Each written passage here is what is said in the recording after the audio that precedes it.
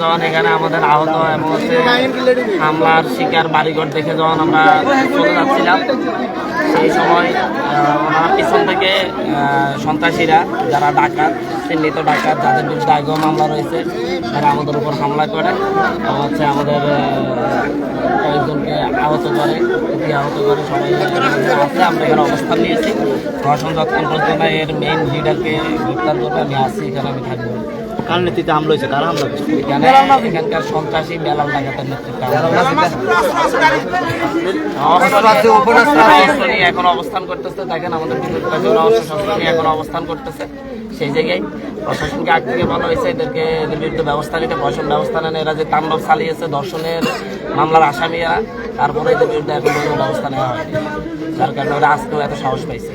আপনি আহত হয়েছে কতজন? কেমন? আমরা এখনো কতজন আহত হয়েছি শিওর বলতে পারতেছি না, কারণ আমরা এখনো সবাইকে এখন করতে পারিনি। এখন আপনার দাবি কি?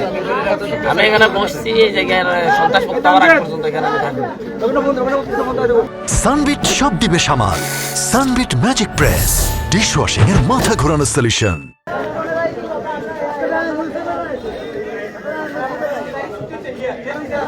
এগুলা কালো না দিলে তুই তো দেশে প্রশাসন তাদেরকে কেন সাপোর্ট দিতেছে? আরে সেটা আরে বলতেছে তাদের নিয়োগ হয় না।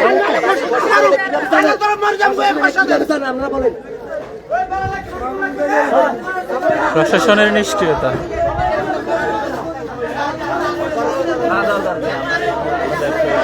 প্রশাসন এখানে আছে, সন্ত্রাসী গোষ্ঠী ওই পাশে অবস্থান করতেছে।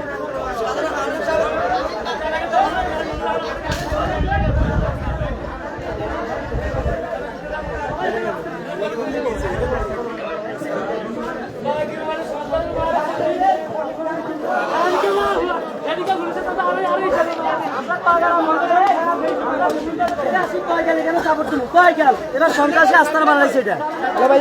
এরা ভুবনেশ্বর ব্যাপারে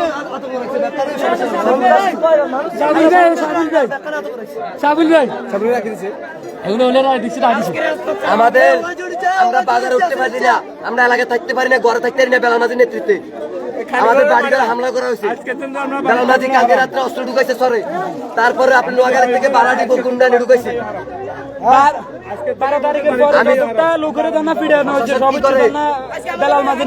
হেরা বাজারে হেরা প্রশাসনের পিছন দিয়ে গ্রুপ বাঁধি রয়েছে। প্রশাসন কেন হেদেরকে গ্রুপ কেন বাঁধতে দিল?